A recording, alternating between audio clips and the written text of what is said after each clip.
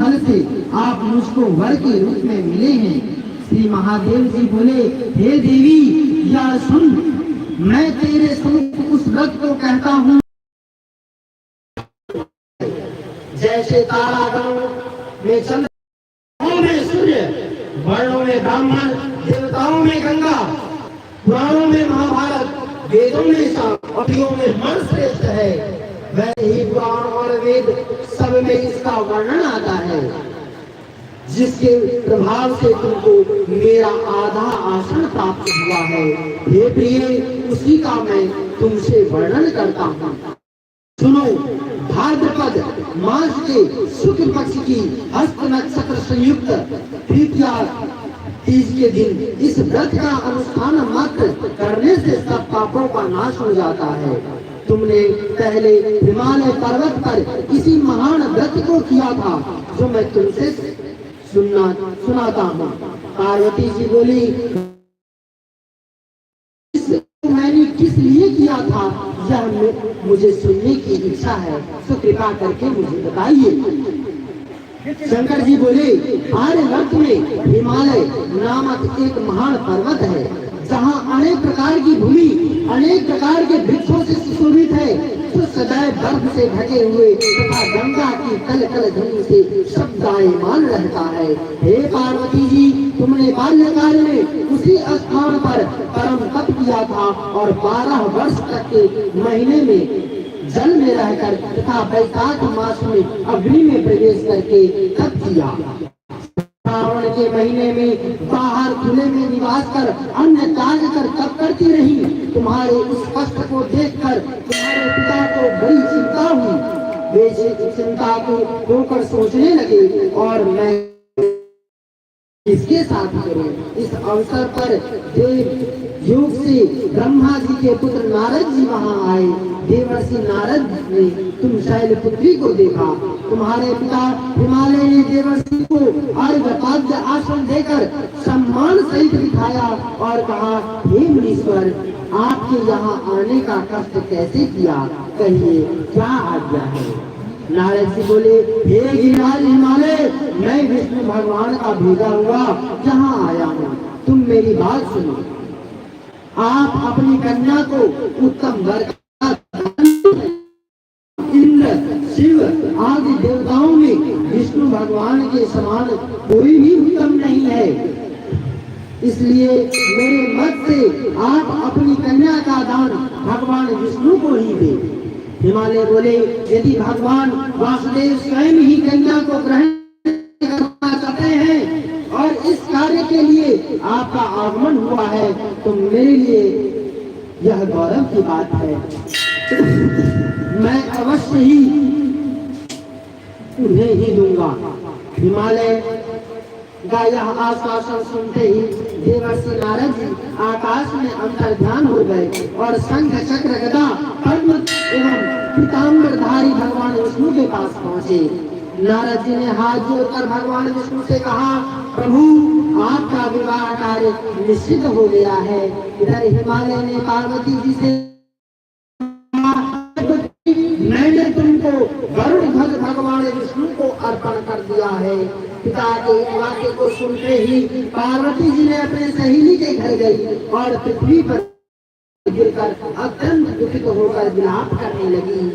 उनको विलाप करते हुए देखकर सखी बोली, हे देवी, तुम किस कारण से दुख पाती हो, मुझे बताओ, मैं अवश्य ही तुम्हारी इच्छा पूर्ण करूंगी।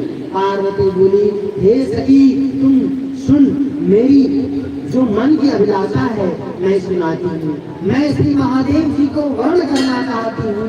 मेरे कार्य को पिताजी ने बिगाड़ना चाहा है, इसलिए मैंने निसंदेह इस शरीर का त्याग करूंगी। पार्वती जी के इन वचनों को सुनकर सखी ने कहा, हे देवी, तुम अपनी सखी का यह वचन सुन ऐसे ही बन को चली गई। पिता हिमालय के ने तुमको घर पर न पाकर सोचा कि तुम मेरी पुत्री को कोई देव दानव अथवा किन्नर हरण करके ले गया है। मैंने नारद जी को वचन दिया था कि मैं अपनी पुत्री का गरुड़ ध्वज भगवान विष्णु के साथ वर्ण करूंगा। हाय अब यह मैं कैसे करूं, अब यह कैसे पूरा होगा। ऐसा सोचकर वे बहुत चिंतातुर मूर्छित हो गए। तब सब लोग हाहाकार कर दौड़ते और मूर्छा दूर करने होने पर गिरिराज बोले कि हमें आप अपनी मूर्छा का कारण बताओ। हिमालय बोले मेरे दुख का कारण यही है कि मेरी रत्न रूपी कन्या को कोई हरण कर लेके कहकर गिरिराज होकर लगे जैसे तीव्र के कारण वन होता था। तुम भी सखी के साथ भयानक जंगल में घूमी।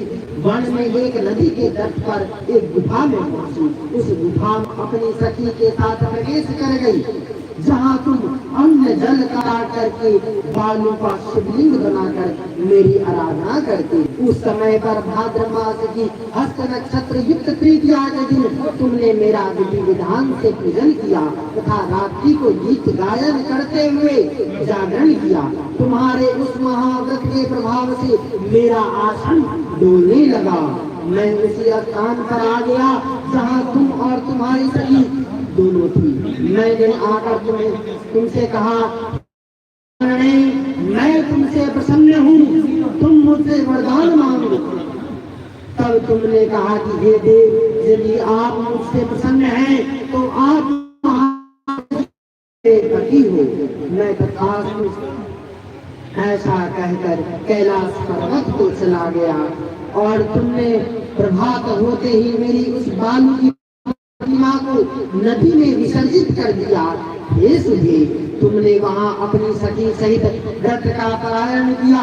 इतने में तुम्हारे पिता हिमवान भी ढूंढते ढूंढते उसी घने वन में आ पहुंचे। उस समय उन्होंने नदी के तट पर दो कन्याओं को देखा तो ये तुम्हारे पास आ गए और तुम्हें हृदय से लगाकर रोने लगे और बोले, बेटी तुम इस सिंह व्याघ्र आदि युक्त घने जंगल में क्यों चली आई। तुमने कहा, हे पिता, मैंने पहले ही अपना शरीर शंकर जी को समर्पित कर दिया था, किंतु आपने इसकी विपरीत कार्य किया है, इसलिए मैं वन में चली आई। ऐसा सुनकर हिमवान ने तुमसे कहा कि मैं तुम्हारी इच्छा के विरुद्ध यह कार्य नहीं करूँगा। तब वे तुम्हें लेकर घर को आए और तुम्हारा विवाह मेरे साथ कर दिया। हे प्रिय, उसी व्रत के प्रभाव से तुमको मेरा अर्ध आसन प्राप्त हुआ है। इस व्रत राज को मैंने तुम्हें अभी तक किसी के समीप वर्णन नहीं किया है। हे देवी, अब मैं तुम्हें यह बताता हूँ कि इस व्रत का नाम यह क्यों पड़ा। तुमको सखी हरण करके ले गई थी, इसलिए हरिताल का नाम पड़ा। पार्वती जी बोली, हे स्वामी, आपने इस व्रत राज का नाम तो बतला दिया, किंतु मुझे इसकी विधि एवं फल भी बताइए कि इसके करने से किस फल की प्राप्ति होती है। तब भगवान जी बोले, इस स्त्री जाति के अत्युत्तम व्रत की विधि सुन। सौभाग्य की इच्छा करने वाली स्त्रियां इस व्रत को विधि पूर्वक करे। केले के खंभों से मंडप बनाकर उसे बंधनवारों से सुशोभित करे। उसमें विविध रंगों से उत्तम रेशमी वस्त्र की चांदनी ऊपर बांध दे। चंदन आदि सुगंधित द्रव्यों का लेपन करके स्त्रियां एकत्र हो, शंख भरे भेरी मृदंग आदि बजावे, विधि पूर्वक मंगलाचार करके श्री गौरी शंकर की बालू प्रतिमा निर्मित करे, स्थापित करे। फिर भगवान शिव शंकर शिव पार्वती जी का गंध पुष्प धूप दीप आदि से विधि पूर्वक पूजन करे, अनेकों नैवेद्य का भोग लगावे और रात्रि का जागरण करे। नारियल, सुपारी, जवाड़ी, नींबू, लौंग, अनार, नारंगी आदि ऋतु फलों तथा फूलों को एकत्रित करके धूप दीप आदि से पूजन करके कहें, हे कल्याण स्वरूप शिव। कहिए, हे कल्याण स्वरूप शिव, हे मंगल रूप महेश्वरी, हे सब मनोकामनाओं को देने वाले देवी कल्याण रूपी तुम्हें बारंबार प्रणाम है। कल्याण स्वरूप माता पार्वती, आपको बारंबार प्रणाम है। भगवान शिव शंकर जी को सदैव प्रणाम करते हैं। हे ब्रह्म रूपी जगत का पालन करने वाली माँ, आपको बारंबार प्रणाम है। हे श्री वही मैं सांसारिक भय से व्याकुल हूँ, आप मेरी रक्षा करें। हे माँ मेरी रक्षा करें। हे महेश्वरी मैंने किसी अभिलाषा से आपका पूजन किया। हे माता पार्वती आप मेरे ऊपर प्रसन्न होकर मुझे सुख और सौभाग्य प्रदान करें। विधि पूर्वक कथा सुनकर गौ वस्त्र आदि आभूषण आदि ब्राह्मणों को दान दे। इस प्रकार से व्रत करने वाले के सब पाप नष्ट हो जाते हैं। बोले सिकंदर भगवान की, बोले माता पार्वती की।